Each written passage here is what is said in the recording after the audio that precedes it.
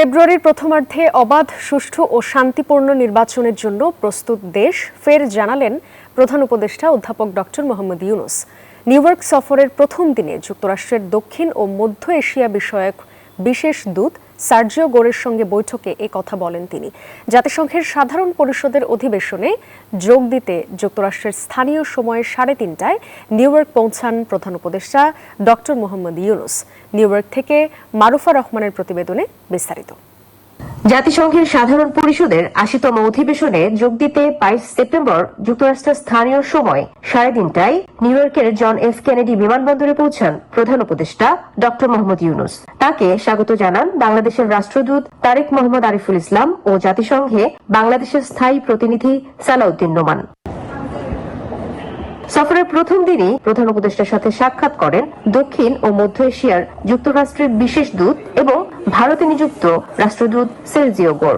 এ সময় আগামী বছরের ফেব্রুয়ারির প্রথমার্ধে অবাধ, সুষ্ঠু, স্বচ্ছ ও উৎসবমুখর জাতীয় নির্বাচন আয়োজনের প্রতিশ্রুতি পুনর্ব্যক্ত করেন প্রধান উপদেষ্টা।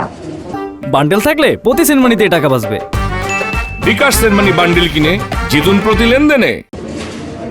প্রধান উপদেষ্টার নেতৃত্বের প্রশংসা করে সার্জিও গোর বাংলাদেশের প্রচেষ্টায় যুক্তরাষ্ট্রের পক্ষ থেকে সর্বাত্মক সহযোগিতার আশ্বাস দেন। এছাড়া সার্কের পুনরুজ্জীবন, রোহিঙ্গা সংকট সহ বিভিন্ন দ্বিপাক্ষিক ও আঞ্চলিক বিষয় নিয়েও আলোচনা হয়। বাংলাদেশের সার্কের রিভাইভাল নিয়ে কথা হয়েছে। বাংলাদেশের সাথে তার যে ল্যান্ডলং কান্ট্রি নেপাল, ভুটান, এদের সাথে আমাদের আরো সম্পর্ক কিভাবে বাড়ানো যায় সেগুলো নিয়ে কথাবার্তা হয়েছে। আসিয়ানে আমরা মেম্বারশিপ চাচ্ছি, সেটা নিয়ে কথাবার্তা হয়েছে।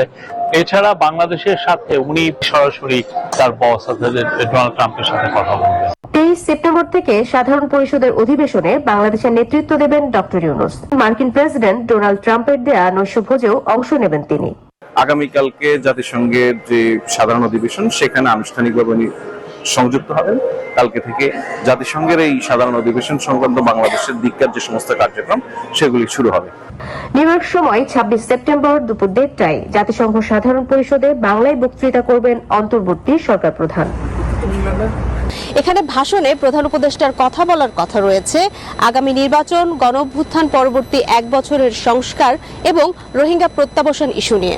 সকলে প্রত্যাশা করছে প্রবাসী বাঙালিরা এই অধিবেশনের মধ্য দিয়ে বাংলাদেশে আসতে পারে ইতিবাচক নতুন বার্তা এবং শুরু হতে পারে নির্বাচনের পথে বাংলাদেশের নতুন যাত্রা। মারুফা রহমান, নিউজ 24, জাতিসংঘ, নিউ ইয়র্ক।